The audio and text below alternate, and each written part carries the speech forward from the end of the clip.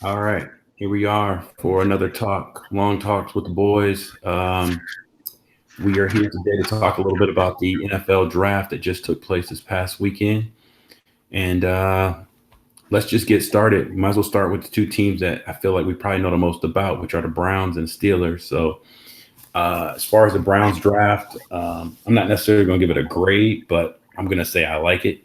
I liked it. I have really no complaints. I like that they got the offensive lineman from Alabama.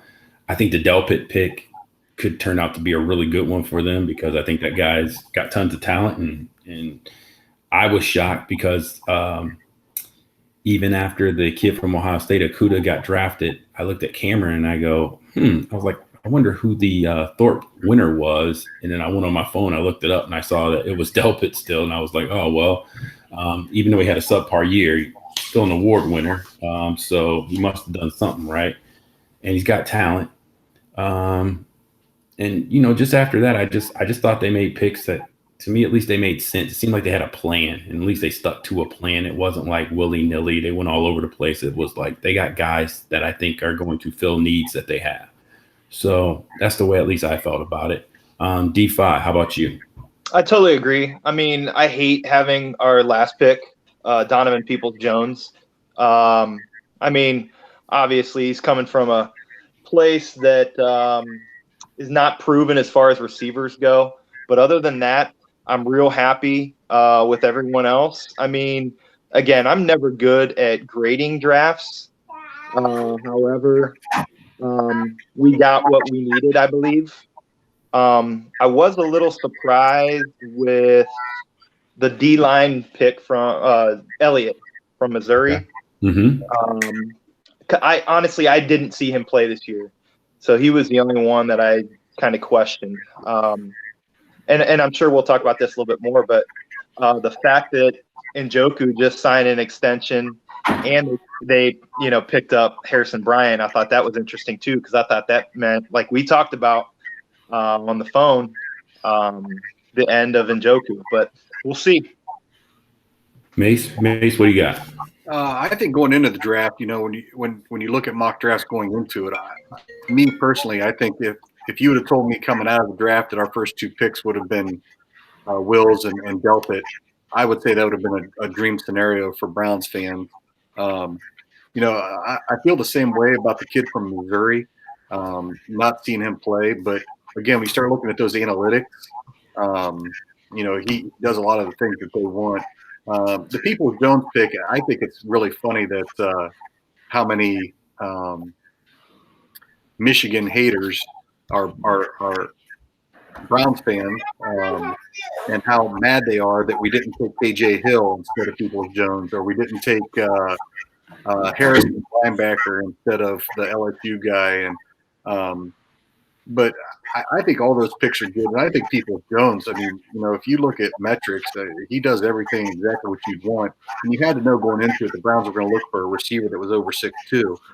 They got plenty of guys that are 5'10", 5'11", 6', 6'1". They needed someone a little more size. That's where I think the tight end pick is going to be big.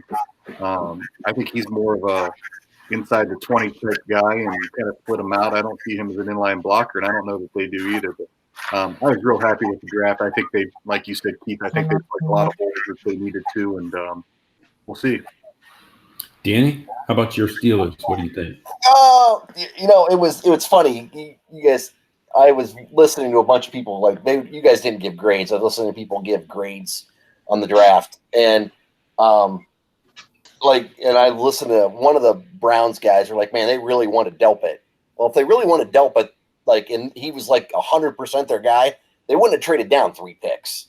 I'm sure they were happy they ended up with him, obviously. But I mean, you're not going to be in love with somebody and trade down 3 picks. The Steelers fans are the same way. They're like, oh my God, we wanted the guys, I can't pronounce his name. Not Carmichael. The kid from Notre Dame, the wide receiver. They're like, Claypool. oh, Chase Claypool. thank you, Claypool. They're like, he was a top 4 guy for us. No, he wasn't. I mean, that just happened to be the best guy that was available for you at the position that you thought. For me, Pittsburgh's first round pick was Fitzpatrick, and I think that was a slam dunk. I think that he's a proven guy. You have him under contract for at least the next 2 years. So I mean, I look at the draft that way because I have no idea what the Claypool kid's going to end up being.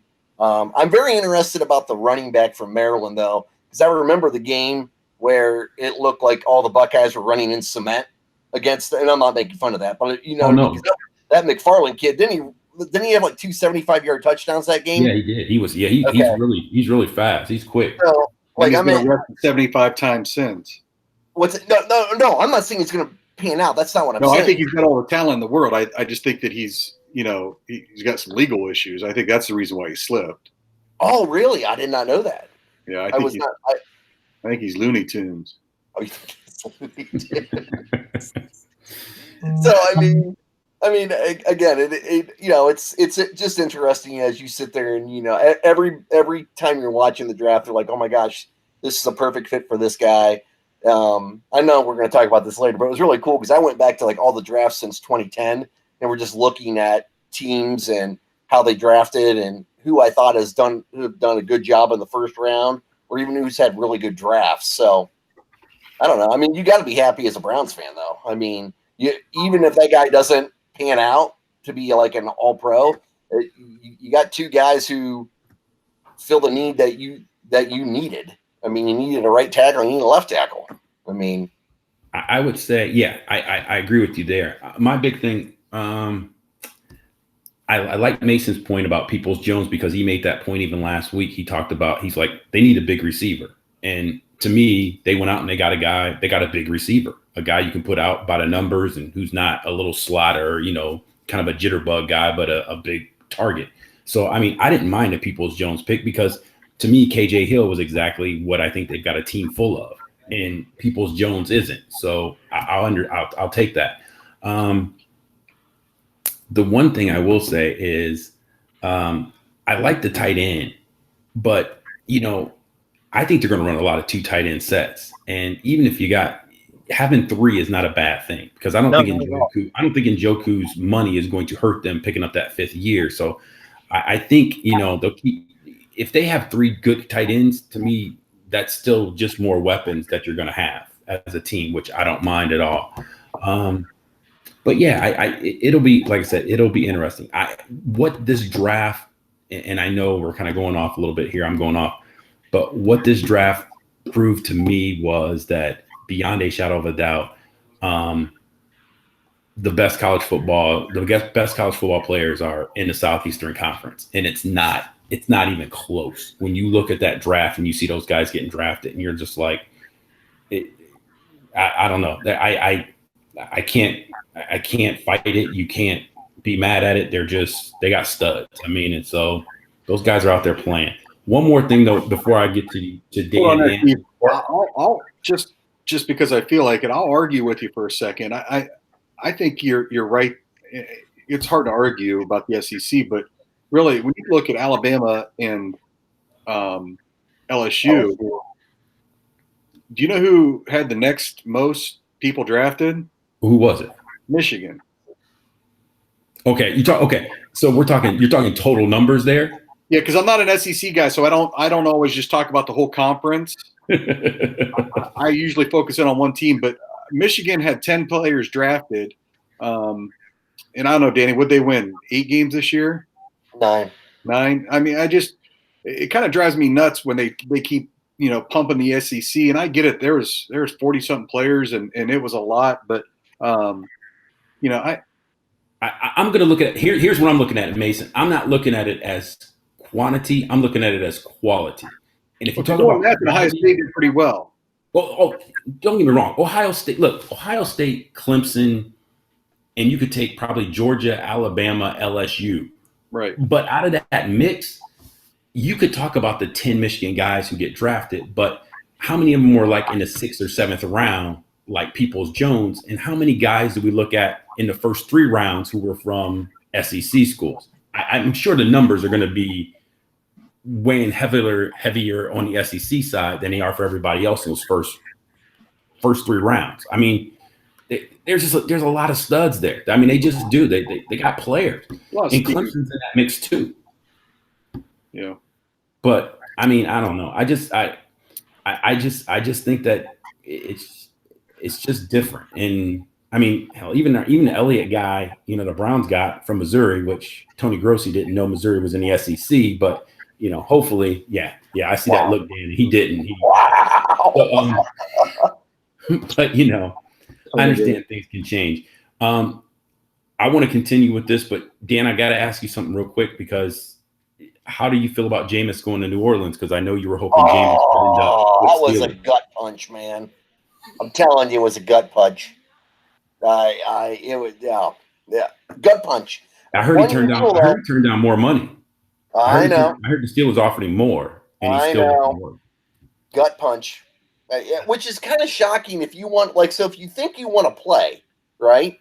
Wouldn't you think you would have a better chance? I mean, Breeze's injury last year was, you know, he broke his thumb on a helmet. You know, Big Ben may not be able to lift his arm week 4. You don't have any idea. So if you really wanted to play, right, wouldn't you think, hey, listen, I'm going to try with a team that I think I can actually get on the field with? I think he made the perfect choice. I mean, it worked out perfect for Bridgewater. You know, I think, you know, everyone knows that this is the last year Breeze is going to be there. He's already signed his contract with NBC. And they can say whatever they want about Taysom Hill. He's not their quarterback of the future. So I think it was a perfect choice for him. I thought that either he or Cam would end up there. You know, I think he made the right move. Oh, I'm not saying he didn't make the right move. I mean, if like you said, if you think, because I don't know how much longer Ben's going to be there. Who? I mean, Ben might be there another 1, 2, 3 years. I know how long Breeze is going to be there. Right. And I was being very selfish as a Steelers fan. Like, I was hoping, you know, because I saw the Mason Rudolph Duck Hodges experiment. It didn't work out very well. All right. Anybody else got anything else to add to our Brown Steelers kind of recap? D, you got anything? I will say that I did do a little. I didn't know anything about that Claypool receiver from Pittsburgh, and Louisville is like Notre Dame East. Like, people here love Notre Dame. And I was asking a dude that I know about him, knowing that we were talking about it. He's a huge Notre Dame fan. He said that he was obviously their best receiver, but big time blocker. So I didn't really notice him this year, but he said that very reliable on the outside. So that could be good for Pukesburg. Mace, anything else, man? No, good. All right. Then, hey, we're gonna stop this one, and we'll get ready to come back with our second one on talking about winners and losers of the draft. So we'll do that in just a minute here. All right.